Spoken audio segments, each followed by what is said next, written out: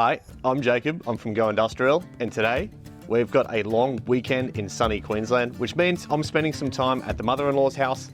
We're going to tackle one of our DIY projects. We're going to be sanding and staining this deck. We're going to be preparing these timber posts as well as these slats to paint them out nice, crisp white to match the rest of the house. So I'm going to be running you through my entire process from start to finish, how I do all the preparation, sanding, filling, masking up. We're going to be spraying this all today with our airless paint sprayers. I'm going to show you my process of how we spray stain, as well as how we spray our undercoat and acrylic top coat in a nice crisp white.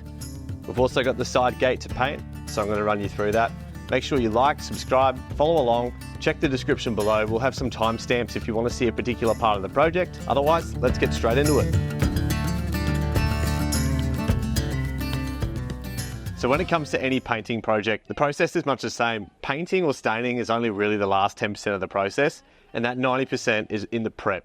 How we get the surface back to bare, ensure that whatever we're going to put over it actually sticks and we're using the right thing for the right application. It's always important to note, if you've got weathered timber like this, it's been hit by this harsh Australian sun over so many seasons, it's important that we get it sanded back. We get it back to a surface that we know we're going to achieve adhesion when we put any type of primer or stain over the top of it, and that's exactly where we're going to start. So I'm lucky the mother-in-law's come through 24 hours beforehand, pressure washed the whole house. It's nice and dry. It's about 30 degrees here in Queensland today, so I know that we're sweet to start our prep process. And we're going to start by getting the Dustless sander out. We're going to hit all of these posts, we're going to hit all the slats, and we're going to hit the deck as well. I'm going to show you how I run through this Dustless sanding process, why sanding matters, and what grits you need to use to get this back to a usable surface.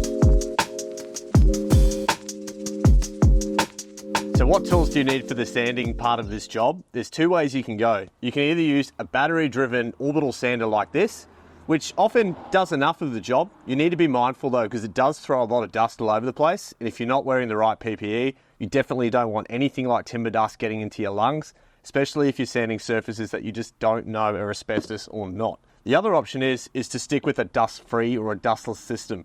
And the way that these work is that you have an extractor, you have a vacuum hose, and whatever you sand will actually get extracted through your sandpaper or your abrasive. It'll travel through this vacuum hose and be stored into a fleece bag which sits in your extractor. This is the safest way to sand any type of surface for a home project or a renovation. It'll pick up 99.98% of the dust that you're actually sanding.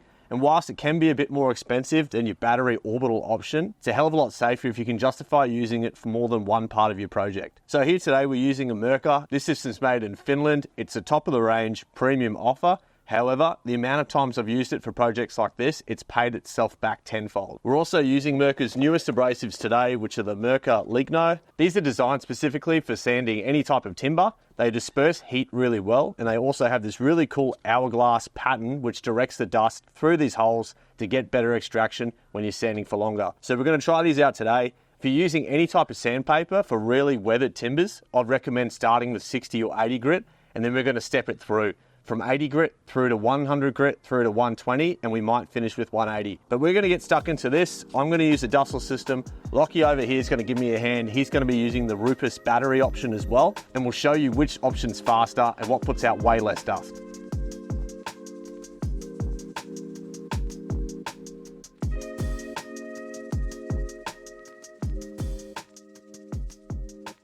So today we're using our direct electric random orbital sander from Mirka, which is called the Mirka DEROS. It's literally what it stands for as an acronym, which is pretty cool. It's the 8mm variant, which means that it's our most aggressive orbit in the range. For anything like decks over summer, we want something that can rip in and strip it back as fast as possible. However, we can still dial it back with these plus and minus speeds to buzz at a lower RPM and give us a really nice fine finish. We're going to start with our Ligno abrasives at 60 grit.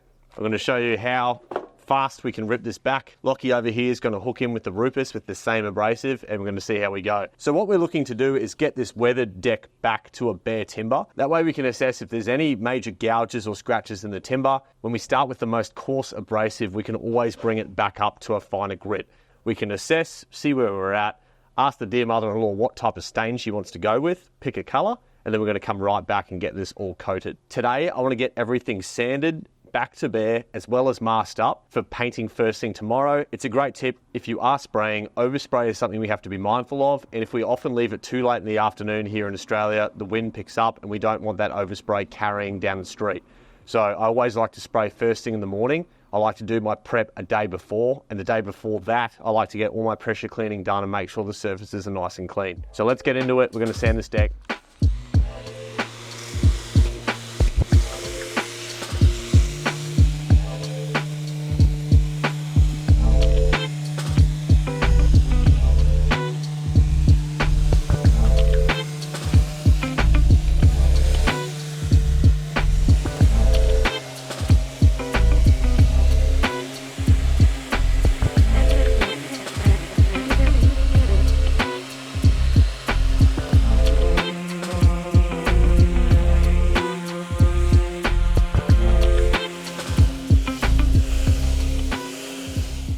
If you need to change discs on a DEROS, you'll always want to switch it off because you've got your paddle here at the top. If you try and put it upside down, put it down, your abrasive is going to spin. You got the risk of sanding your palm, which I've done before. You just want to simply rip off the Velcro disc. You want to line up that new Velcro disc. This is a question I get a lot. What if all of my holes on my abrasive don't line up? Not every single hole is meant to line up. These are actually a multi-hole configuration. So as long as most of the holes line up, you're going to get decent extraction. Don't be concerned if there's a few that are blocked. These abrasives are designed to be used on Festool's, DeWalt, Bosch, Makita, Milwaukee, any of your major brands in that 6-inch or the 150mm size. So Mirka likes to play fair with its competition, but I must say you get the best results if it's paired with the tool. So let's get straight back into it. Turn it on, max, back 2 clicks. Let's keep sanding.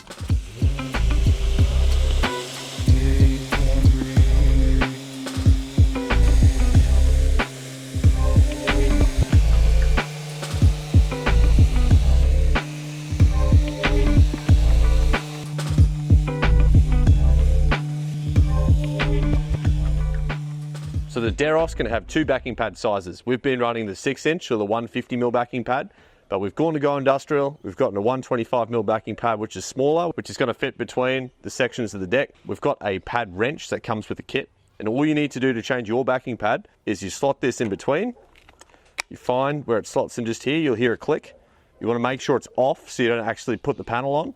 And you just hold it and off she spins. That threads off just like that.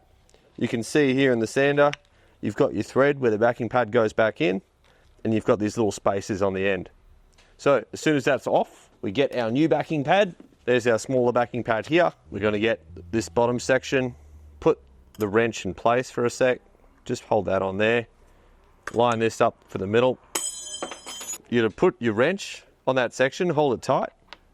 You're going to just slot the backing pad on, and you're just going to spin it until it gets tight. You don't want to go too tight here where you can never get it off again. Take that off. Now we have our Abrasive Ace heavy duty, which is a net abrasive, which we're going to use, and we're good to go.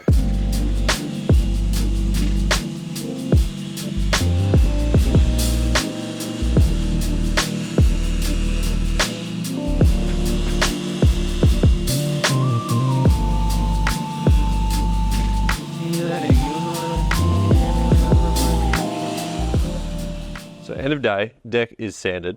We hit it with 40 grit. We started with the 60, had a change of mind that the 125mm backing pad was going to suit the width of the deck better. So sometimes you preach one thing, you got to compromise, and there's a better way to do things.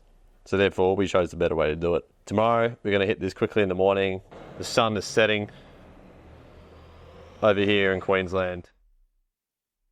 All right, we're back for day 2. It's nearly 8 o'clock here. It's a Sunday. So quiet right now. Everyone's still asleep. So I don't want to get the sander out straight away. So what we might do is I'm going to get out my masking gear. I'm going to start putting down some masking tape and paper. We're going to do what we can without making too much noise. But overall, I'm pretty happy with how the deck's gone. I must say, the painter who owned this house previously did a fantastic job because it was very hard to get off. And that sander is extremely aggressive. So going down to the 40, I didn't have the league nose on me, so I had to switch to Mirka's flagship Abrasive Ace Heavy Duty, which is that net abrasive, but it's super coarse.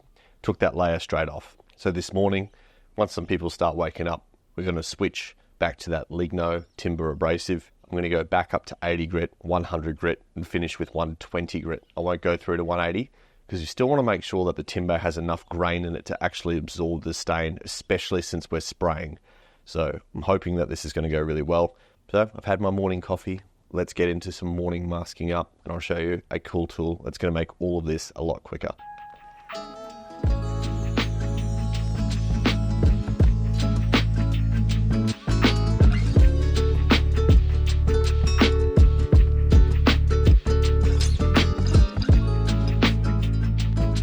So here I have 3 tools that I wouldn't tackle any project without. I've got my iQuip hand masker, which is a really, really cool tool that lets me put either 24mm, 36mm, or the bigger 48mm tape on this little cartridge here. You can see that rolls. Then I also can put craft paper, or I can put drop plastic on the other end. I'll usually actually run 2 hand maskers. I'll have one for paper, one for plastic. So if I'm having to mask up windows on the outside, I can easily just drop the plastic down. And then if I'm doing any type of perimeters or not wanting to hit gutters, I can easily get the paper. The other thing to mention is the iQuip Envo tape, which is a painter's masking tape and is fantastic for a huge range of applications. Third and final is the iQuip 2-edge knife. And this is a really cool thing. I've got my actual blade to cut things around, and I'll show you a few little tips and tricks that I've learnt from Painting by Josh. He's an awesome mentor, and we've also got the scraper blade. So it's very much a 2-in-1 blade, but to have these 3 tools in your toolkit, I would seriously recommend.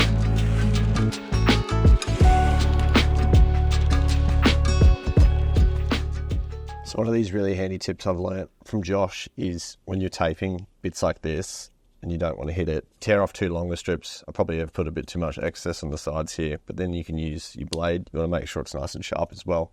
You want to press the tape into these corners, but then you just simply want to cut around. You should just be able to peel around the outside there. So you can see that's pretty good. It's not the best, but it's going to do the trick.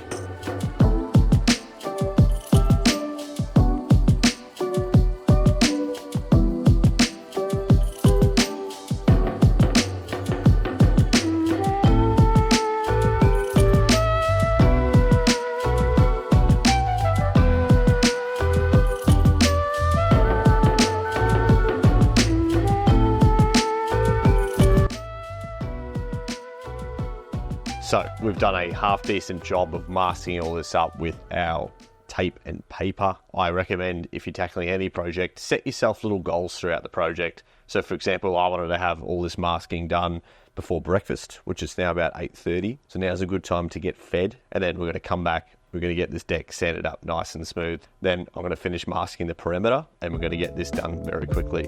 Let's do it.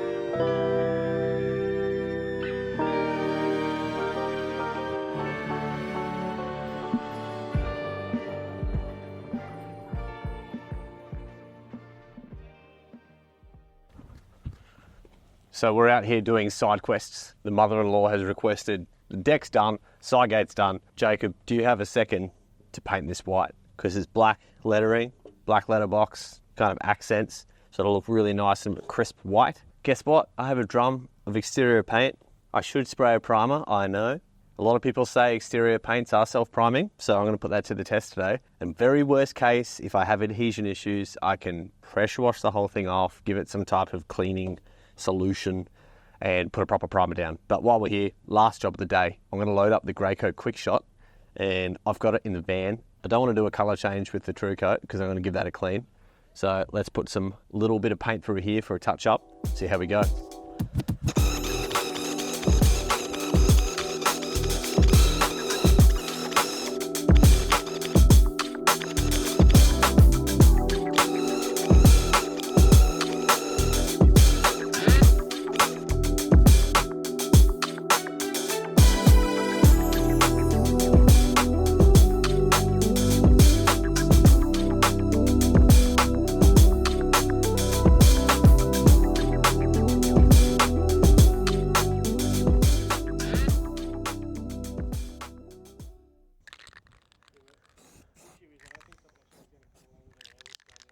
If I look back on this footage and it looks the exact same as it did before, we sanded it all back. The title of this video is going to be, I wasted my whole public holiday making something the same as it was before.